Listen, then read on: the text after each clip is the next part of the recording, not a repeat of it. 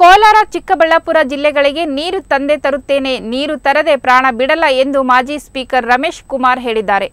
ಶ್ರೀನಿವಾಸಪುರ ತಾಲೂಕಿನ ಹೋಳೂರು ಗ್ರಾಮದಲ್ಲಿ ಮಾತನಾಡಿದ ಅವರು, ಕೆಸಿ ವ್ಯಾಲಿ ನೀರು ಕೊಚ್ಚೆ ನೀರು ಎಂದವರು ಅವಿವೇಕಿಗಳು. ಕೆರೆಗಳಲ್ಲಿ ನೀರು ಶೇಖರಣೆಯಾಗಿದ್ದರೆ ಅಂತರ್ಜಲ ಮಟ್ಟ ವೃದ್ಧಿಯಾಗಿ ಕೊಳವೆ ಬಾವಿಗಳು ಬತ್ತಿ ಹೋಗುತ್ತಿರಲಿಲ್ಲ. ಕೆಸಿ ವ್ಯಾಲಿ ನೀರು ಬಾರದ ಮೇಲೆ ರೈತರು ಪುನಃ ಬೀದಿಗೆ ಬರುವ ಪರಿಸ್ಥಿತಿ ನಿರ್ಮಾಣವಾಗುತ್ತಿದೆ. ರೈತರ ಮಕ್ಕಳು ಅಂತ ಹೇಳಿಕೊಳ್ಳುವವರಿಗೆ ರೈತರ ಬಗ್ಗೆ ಕರುಣೆ ಇಲ್ಲವೇ? ಜಾತಿ ಹೆಸರಿನಲ್ಲಿ ರಾಜಕಾರಣ ಮಾಡುವವರಿಗೆ ಒಕ್ಕಲಿಗರ ಬಗ್ಗೆ ಕಾಳಜಿ ಇಲ್ಲವೇ? ಕುಮಾರಸ್ವಾಮಿಗಳು ಮುಖ್ಯಮಂತ್ರಿಗಳಾಗಿದ್ದಾಗ ಎತ್ತಿನಹೊಳೆ ಫೈಲ್ ಮುಟ್ಟಲೇ ಇಲ್ಲ. ಯಡಿಯೂರಪ್ಪ, ಬಸವರಾಜ ಬೊಮ್ಮಾಯಿ ಮುಖ್ಯಮಂತ್ರಿಗಳಾಗಿದ್ದಾಗಲೂ ಮುಟ್ಟಲಿಲ್ಲ.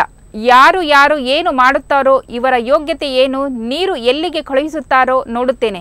ನನ್ನ ಸಮಯ ಬಂದಾಗ ಬೀದಿಗೆ ಬರುತ್ತೇನೆ, ನೀರು ತಂದೇ ತರುತ್ತೇನೆ ಎಂದರು.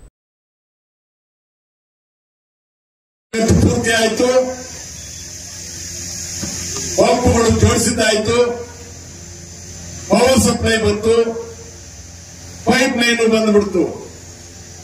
ನೀರು ಶೇಖರಿಸಬೇಕು, ಆಕ್ವೆಡಕ್ಟ್ ಅಂತಾರೆ ಅದಕ್ಕೆ ಇಂಗ್ಲಿಷ್ ಅಲ್ಲಿ.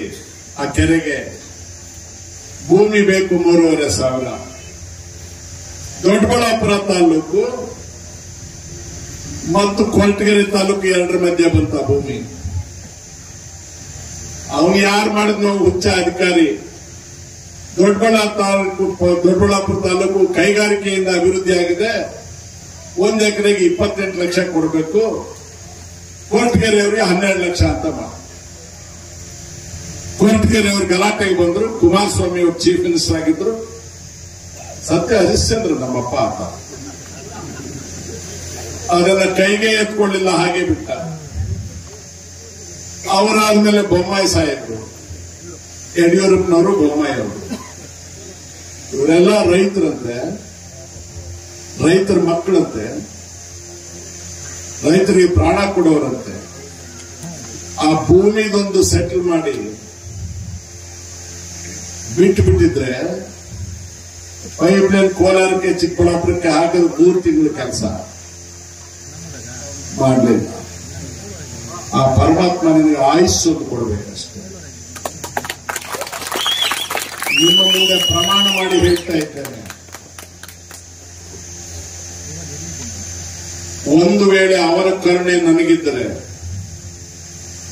ಯಾರು ಓಟ್ ಕೊಟ್ರು, ಯಾರು ಓಟ್ ಕೊಡ್ಲಿದ್ರು, ಯಾವನ ಅಪಪ್ರಚಾರ ಮಾಡಿದ್ನೋ, ಯಾರ್ಯಾರು ಮಣ್ಣು ತಿಂದ್ರು, ಈ ಕತ್ತೆಗಳು, ಅವಿವೇಕಿಗಳು ಸಂಬಂಧವೇ ನನಗಿಲ್ಲ. ಎತ್ತಿನ ಹೊಳೆ ನೀರನ್ನ ಕೋಲಾರಕ್ಕೆ ಹರಿಸುತ್ತಿರ್ತೇನೆ. ನನಗೆ ಬೇಕಾಗಿಲ್ಲ ಅವನ ಕರುಣೆ, ಯಾರ ಕೃಪೆನೂ ಬೇಕಾಗಿಲ್ಲ. ಇದೆಲ್ಲ ಕೊಚ್ಚೆ ನೀರು ಅಂತ ಹೇಳಿದ ಜನರ ತಲೆ ಕೆಡಿಸಿದರೆ ಅವ್ರಿಗೆ ಇನ್ನೂ ಒಂದು ಹೆಚ್ಚಿಗೆ, ಇನ್ನೂ ಒಂದು ಶತಕೋಟಿ ನಮಸ್ಕಾರಗಳು. ಅವಿವೇಕಿಗಳ, ಎಷ್ಟೊತ್ತಲ್ಲಿ ನೀವು ಕ್ಯಾನ್ವಾಸ್ ಮಾಡಿದ್ರ ರಮೇಶ್ ಕುಮಾರ್ ವಿರುದ್ಧ? ಈ ತರ ಬಹಿರಂಗ ಸಭೆ ಮಾಡಿ ಹಗಲೊತ್ತು ಮಾಡಿದ್ರ? ನೀವು ಮಾಡಿದ ರಾತ್ರಿ ಹೊತ್ತು. ಅದನ್ನೇ ಹೇಳಿದ ಒಳಗಿನಲ್ಲಿ ಇವತ್ತು ಇಲ್ಲಿ ಅದನ್ನೇ ಹೇಳ್ತೀನಿ. ಯಾಕೆ ರಾತ್ರಿ ಹೊತ್ತು ಮಾಡ್ತೀನಿ ಕ್ಯಾನ್ವಾಸ್?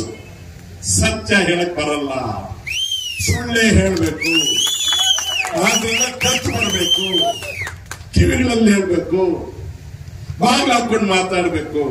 ನನ್ನ ರಾಜಕಾರಣ ಮೈಕ್ ಹಿಡ್ಕೊಂಡು ಸಾವಿರಾರು ಜನರಿಗೆ ಎದೆ ಒಡೆದು ಮಾತಾಡೋದು ನನ್ನ ರಾಜಕಾರಣ. ನನ್ನ ರಾಜಕಾರಣ ಆ ರಾಜಕಾರಣ ಅಲ್ಲ. ನನ್ನ ತಾಯಿ ನನಗೆ ಹಾಗೆ ಜನ್ಮ ಕೊಟ್ಟಿಲ್ಲ. ಮತ್ತೆ ಹೇಳ್ತಾ ಇದ್ದೀನಿ, ಮೊನ್ನೆ ಮಾತಾಡಿದೆ, ಬೆಳಗ್ಗೆ ಮಾತಾಡ್ತೀನಿ. ಈ ನೀರು ಎಲ್ಲಿಗೂ ಹೋಗುತ್ತೋ ನೋಡ್ತೀನಿ, ಈ ನೀರನ್ನ ಹೇಗೆ ನಿಲ್ಲಿಸ್ತಾರೋ ನೋಡ್ತೀನಿ, ಇವ್ರ ಯೋಗ್ಯತೆಗಳೆಲ್ಲ ನೋಡ್ತೀನಿ.